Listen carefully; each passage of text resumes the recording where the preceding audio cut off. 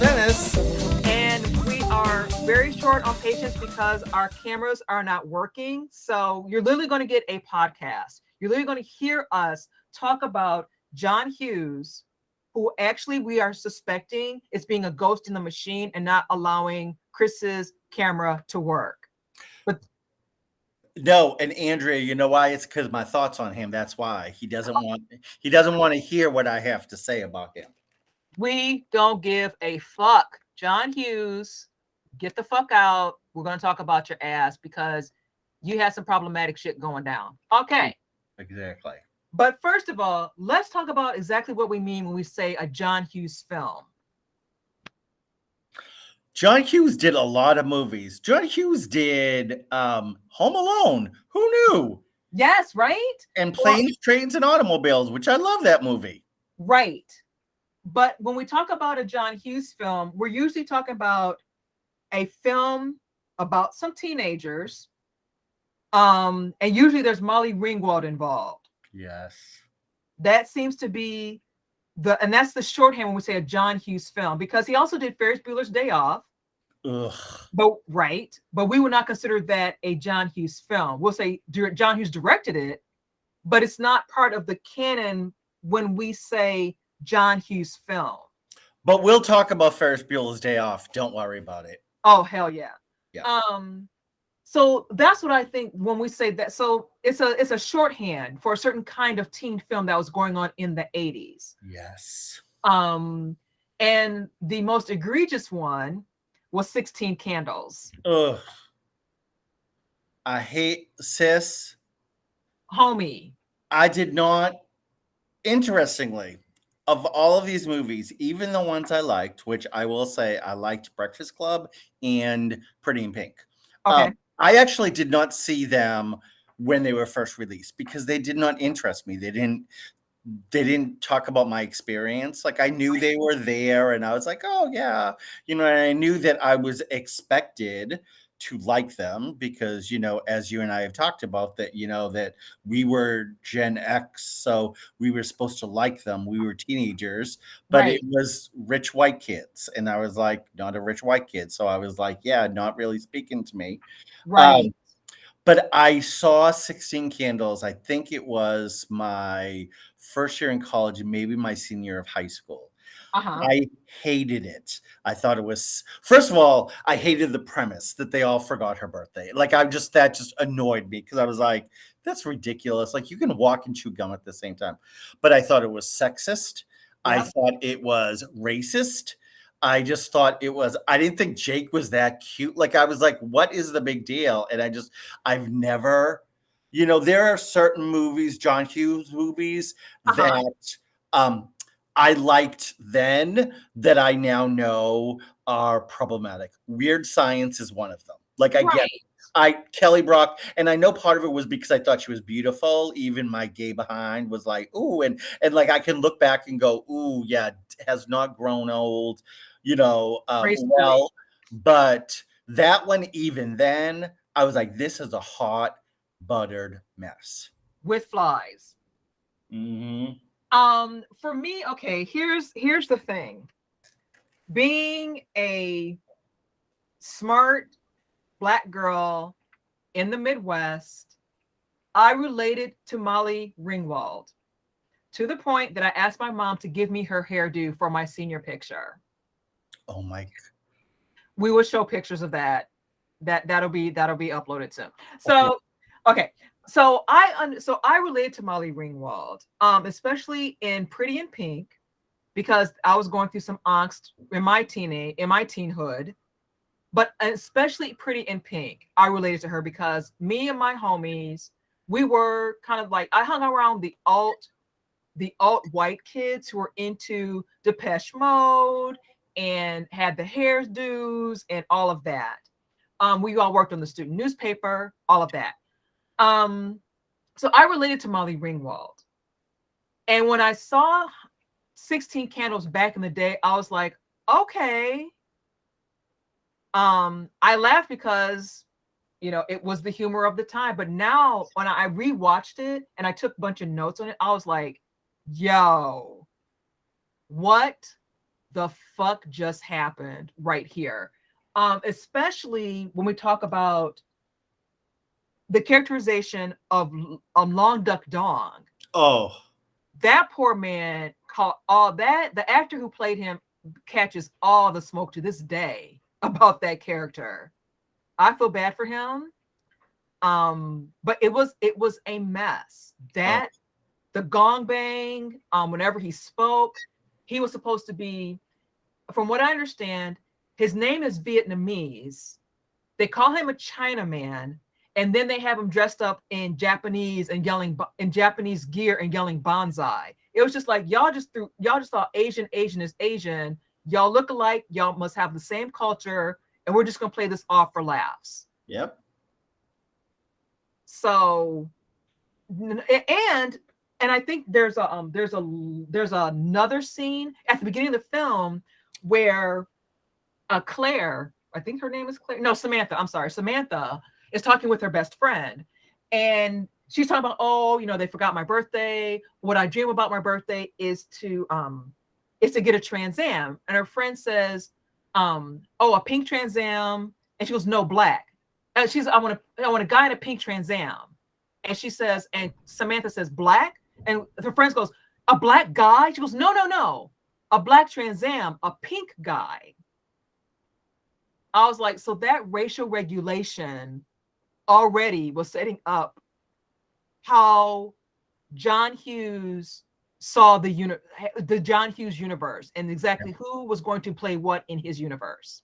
Oh, well, and let's remember, with the date rape scene, like the rape scene. I mean, the rape scene, like that Jesus. was, and I was so upset because even though 16 Candles, I think, was first, I really resonated with Michael Anthony Hall in Breakfast Club because that's who I was. Like, that was my clique. I mean, although my clique, like, the cliques weren't as, my cliques were in high school were more porous. Yes. Because actually the smart kids actually were the athletes and were the honors kids and stuff like that. But like that spoke to me.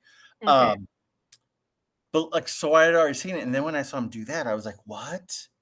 Like, yeah, I didn't like it. And yeah, so John Hughes is just, for me, it was always, it was again, I think I go back to Andrea, what we said in the very first episode that we talked about is that we were expected to fit this stereotype, this image of what Gen X was and who we were. And that never, like, I wasn't a slacker. I didn't like John Hughes. I mean, when I think of the movies that really spoke to me, I mean, okay, I'm going to laugh. You're going to laugh. Break-In spoke to me much more because that's like literally where I grew up. Those were the battles. Like, people would like break dance against each other. So I was there. Break-In, Desperately Seeking Susan. Okay. Loved that movie. Ooh, I know this was a bad movie, but The Last Dragon, remember, with Vanity in it? Yes. I loved it because I grew up in the city. So for me, those city movies were like, even though like I wasn't anything like those people, but it was like those were the movies that like got me to like go to the movies that first night. John Hughes was like, oh, okay. Again, I did like Pretty in Pink. And for me, it was more because Molly Ringwald's character, two reasons. Molly Ringwald was working class, and I was working class.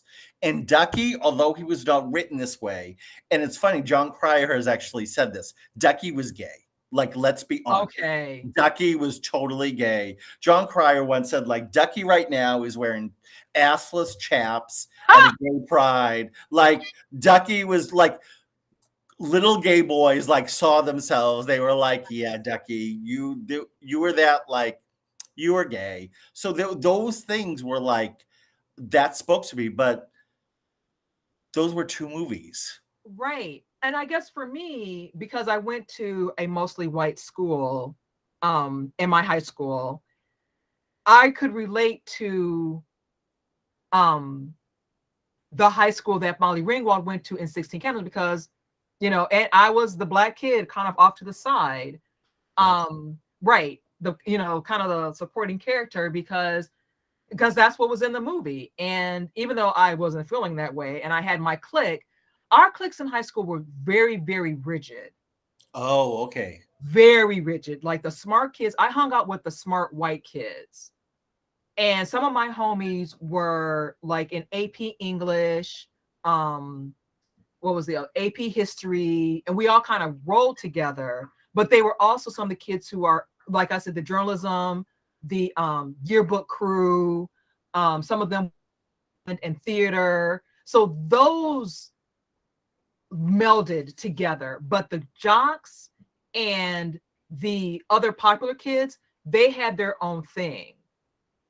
And so thinking about specifically the John Hughes film Breakfast Club, it was very rigid like that.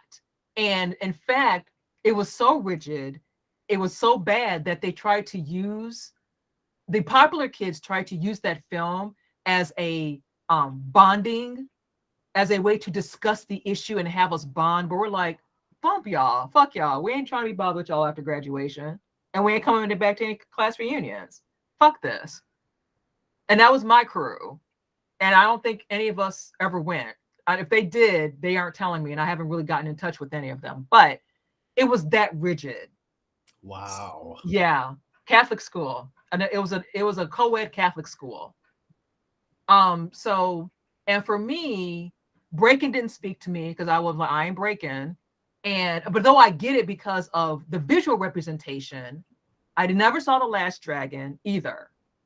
I never saw Breaking or The Last Dragon, but I get why people would look at those films because it's like, yeah, the visual representation, but that didn't speak to my experience. John Hughes, weirdly enough, spoke to that experience, especially Pretty in Pink, because my crew were all thrifters. We all went to the thrift stores and we're trying to, throw together some things and trying to keep it cute in Ohio.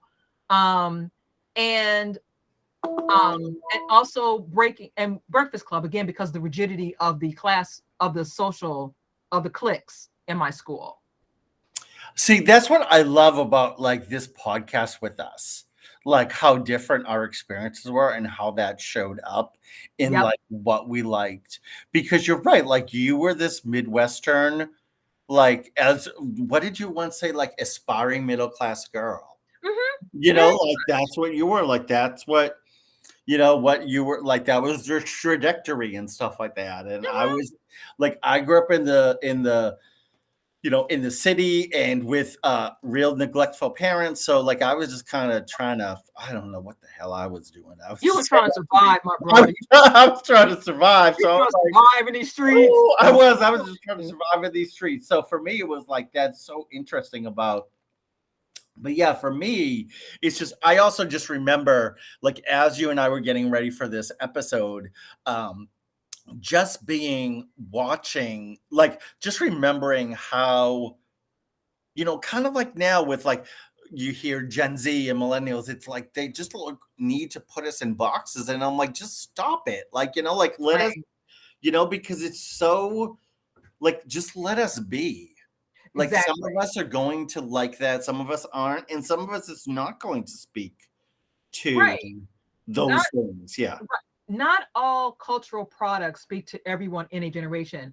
However, there are things that we can say marks us as Gen X, like John Hughes. That Totally. does. However, and in a way that TikTok does not. But I expect a Gen Zer to be like, they may not be into it, but I bet you they would know it. That's exactly it. Yep. That's the difference. It's like, no, you don't have to be into. I think the assumption is because we know it, we're into it. No, I can know it just out of osmosis and just paying attention to what's out there in the popular culture. Doesn't mean I'm down with it. Doesn't mean I was doing it at the time. Doesn't mean anything. Like another big film of ours was Reality Bites. I never saw Reality Bites. Never seen it. Yep. Never saw it. Ethan Hawke can kiss my ass. Not in a mean way, but it's just like he was Yeah. not my dude. I'm like, he was just Ethan Hawke. And Winona Ryder didn't speak to me. The Riot Girls, to be honest, never spoke to me Nope. at all. But because by that point I was like, alt black girl, so I kind of went from smart black girl to just alt black girl. And I'm like, I'm trying to find my tribe. And at that point, that's when I kind of knew I wanted to live in New York. Right. Because that was like, my tribe is not, I know my tribe is not here in Toledo. So where would my tribe be? Right. And that's when I started picking up the Village Voice and reading the Village Voice. Right. And actually in high school is when I saw my first New Yorker magazine. And I remember it as distinctly as day. It was a bear with a suitcase riding on a unicycle, and it was a pink background.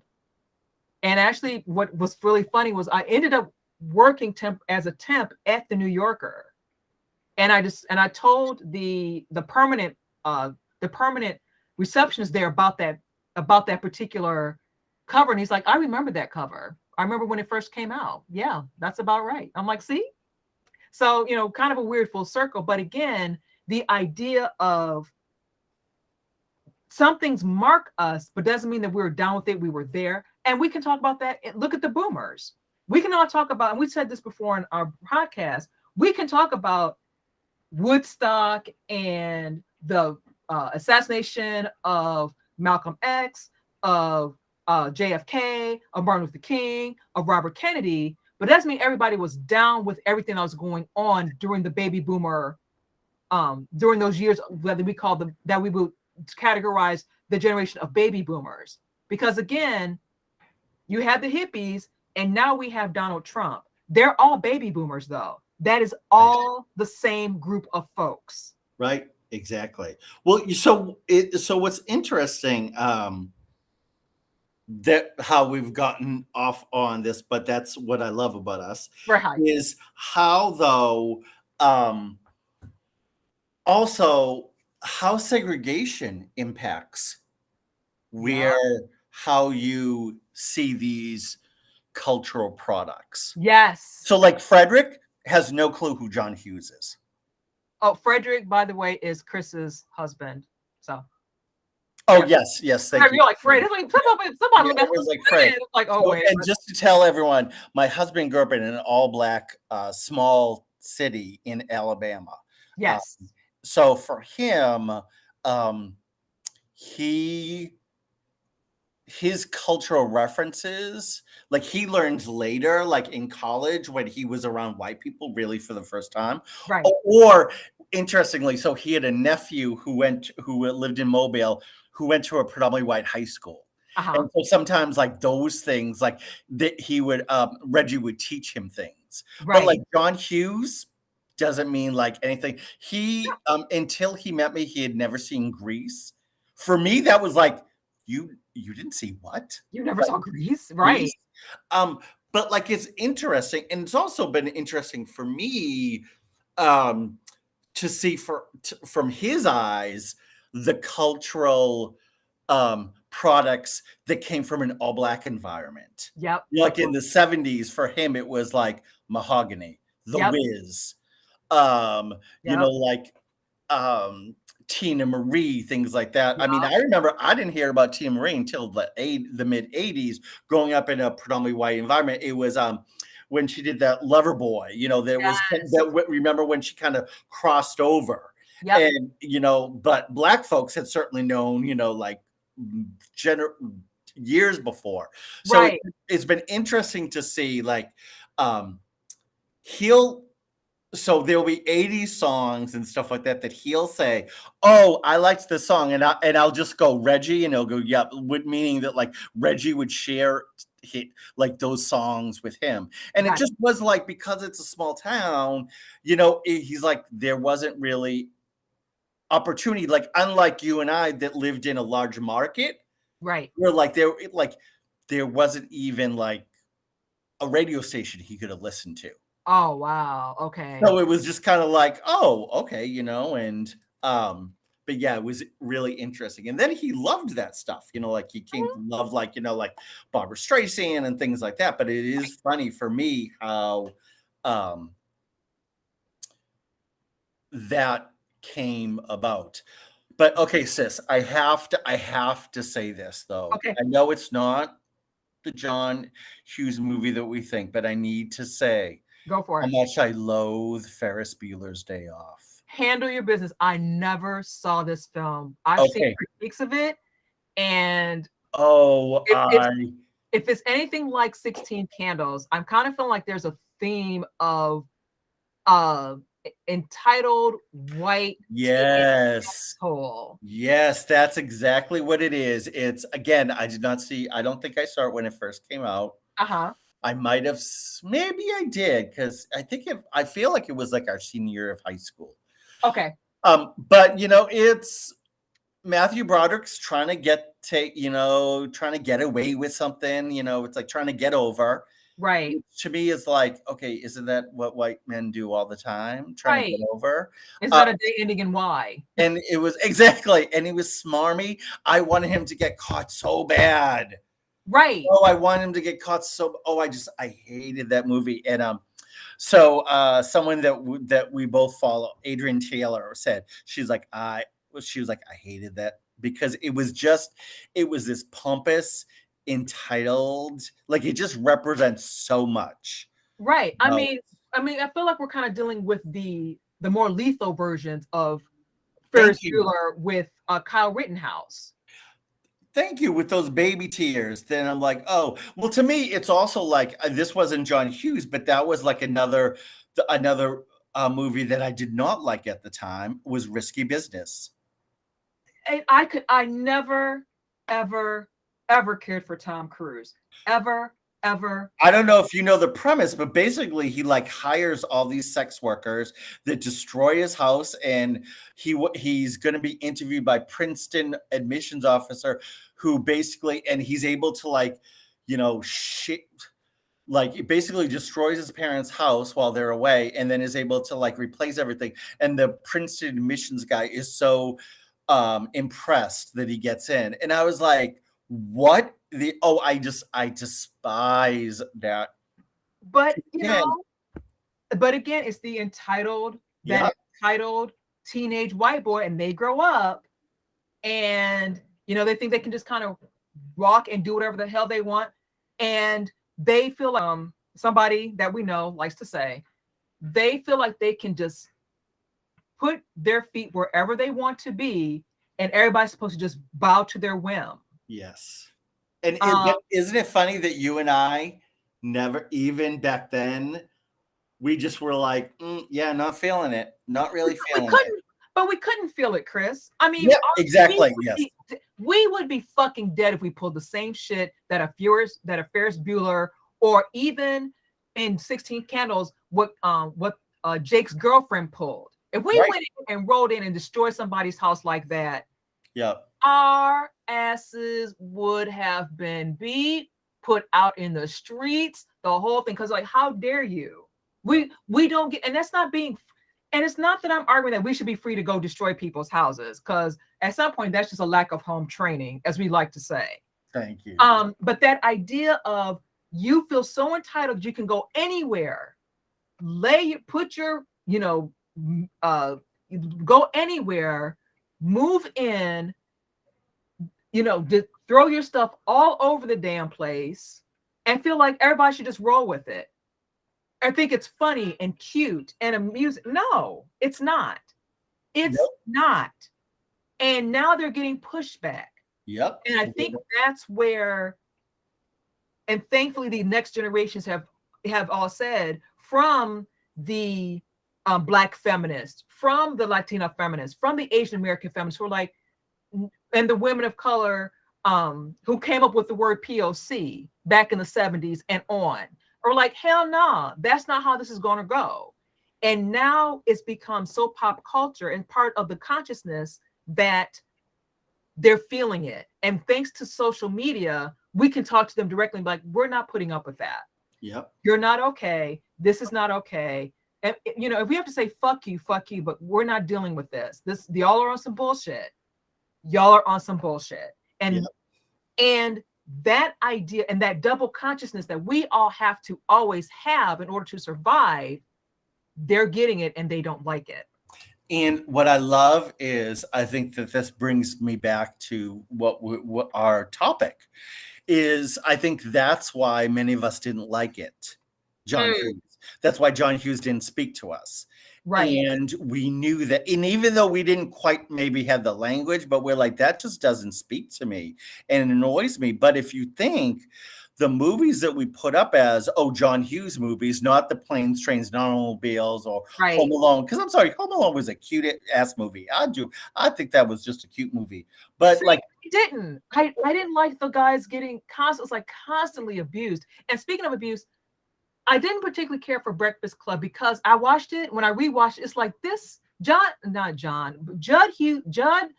character just abuses people for the whole movie. I'm like, how is this cute? What the fuck?